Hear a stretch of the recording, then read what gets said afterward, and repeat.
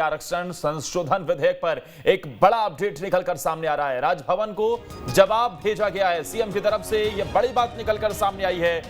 10 सवालों का जवाब भेजा गया। संविधान में ऐसी व्यवस्था नहीं, फिर भी जवाब भेजे गए हैं। अब राज्यपाल को हस्ताक्षर करने में देरी नहीं करनी चाहिए। दरअसल ये विधेयक सदन से पास होने के बाद राज्यपाल के पास हस्ताक्षर के लिए गया था, लेकिन इस पर हस्ताक्षर नहीं हुए और इस मामले में एक बड़ा अपडेट निकलकर सामने आ रहा है। इस बड़ी खबर पर ज्यादा जानकारी के साथ हमारे संवाददाता अंकुश फोन लाइन पर जुड़े हुए। अंकुश, क्या जानकारी मिल पा रही है? ये सवालों के जवाब दे दिए गए हैं, राज्यपाल को भेज दिए गए हैं 10 सवालों के जवाब। जी हाँ, बिल्कुल। और मुख्यमंत्री भूपेश बघेल ने स्पष्ट कर दिया है कि राजभवन की तरफ से जो 10 बिंदुओं पर जानकारी मांगी थी, उसको छत्तीसगढ़ सरकार की तरफ से जवाब जो है भेज दिया गया है।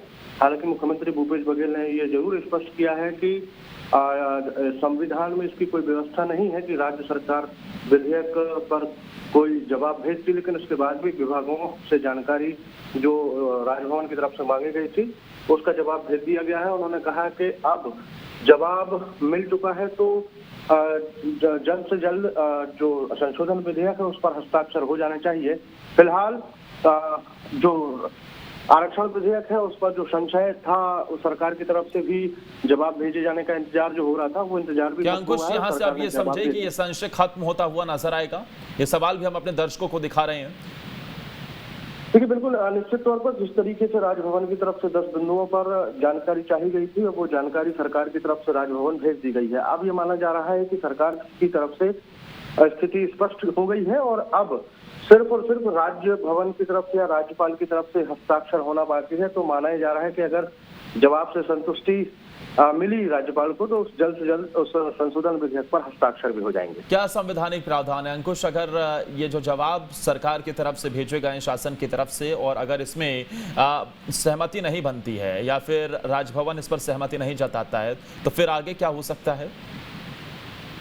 देखिए, संवैधानिक प्रावधानों की अगर बात करें तो राज्यपाल के पास 3 रास्ते हैं उस संशोधन विधेयक को लेकर। एक रास्ता है कि वो संशोधन विधेयक महामहिम राष्ट्रपति के पास वो अग्रेषित कर सकती हैं, भेज सकती हैं विचार के लिए और जानकारी के लिए। दूसरा रास्ता ये है कि राज्यपाल जो है संशोधन विधेयक में जो आरक्षण है, आरक्षण के लिहाज से संवैधानिक संकट, संवैधानिक नुकसान या संविधान को लेकर विषम परिस्थितियों को देखते हुए राज्यपाल अपने पास आरक्षण विधेयक जो है वो अनंत काल के लिए या अध्ययन के माध्यम से वो अपने पास रोक सकती हैं। और तीसरा सबसे महत्वपूर्ण रास्ता है कि अगर उस जवाब से भी संतुष्टि नहीं मिलती है तो विधेयक और बाकी की जो त्रुटियां हैं इस पूरे विधेयक में, उस विधेयक के साथ राज्य सरकार को वापस कर सकती हैं। तो तीनों रास्ते राज्यपाल के पास है। अब देखना दिलचस्प होगा कि राज्यपाल कौन सा रास्ता अपनाती है। अगर जवाब से संतुष्टि होती है तो माना ही जा रहा है कि हस्ताक्षर हो जाएंगे।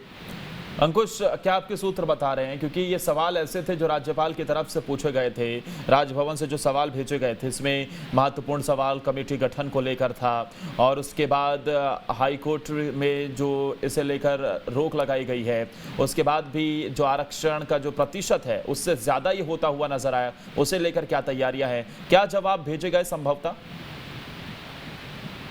देखिए, राजभवन की तरफ से सबसे महत्वपूर्ण सवाल तो ये पूछा गया था कि जब हाईकोर्ट की तरफ से 50% से ज्यादा आरक्षण को असंवैधानिक करार दिया गया है तो राज्य सरकार ने 76% आरक्षण किस आधार पर किया है। दूसरा महत्वपूर्ण सवाल ये था कि जो ओबीसी वर्ग है या जो आर्थिक रूप से कमजोर वर्ग है उनके आरक्षण में वृद्धि किस आधार पर की गई थी। और जो आयोग बनाया गया था पिछड़ा वर्ग के लोगों की गिनती का, उस आयोग की रिपोर्ट के आधार पर जो जनसंख्या है वो कितनी जनसंख्या है और उस जनसंख्या के आधार पर आरक्षण जो दिया गया है वो कितना सही है।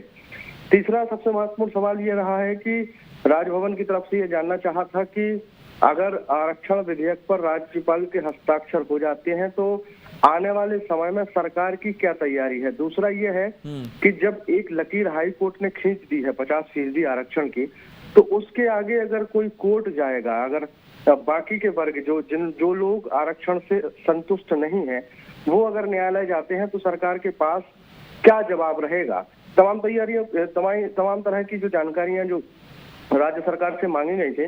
हाँ। अब मुख्यमंत्री भूपेश बघेल ने स्पष्ट किया है कि जो भी 10 बिंदुओं पर जानकारी राजभवन की तरफ से चाही गई थी वो भेज दी गई है। हालांकि जो संवैधानिक व्यवस्था है उसमें ये बात नहीं आती कि बिना विधेयक को वापस किए ही जानकारी मांगी जाए और उसके बाद राज्य सरकार जवाब दे, उसके बाद ही राज्य सरकार की तरफ से 10 बिंदुओं की जानकारी जो है राजभवन भेज दी गई है।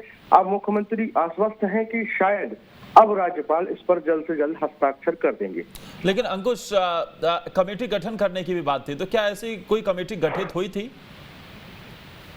देखिए, आरक्षण को लेकर सरकार की तरफ से विधायिका के माध्यम से संशोधन विधेयक पारित किया गया है। मतलब विधायिका से बड़ी जो कोई कमेटी नहीं होती है किसी भी राज्य में, और अगर विधायिका के माध्यम से जो संशोधन विधेयक है वो अगर राजभवन भेजा गया है, हाँ, तो स्वाभाविक है इसमें किसी कमेटी की आवश्यकता नहीं है। अब बात आती है जो आयोग बनाए गए थे अलग अलग जाति वर्ग की गिनती के लिए।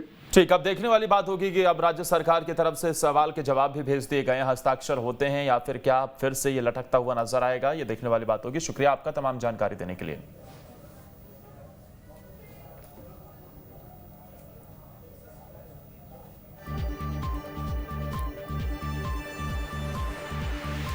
तो सरकार ने राजभवन को जवाब भेज दिया है।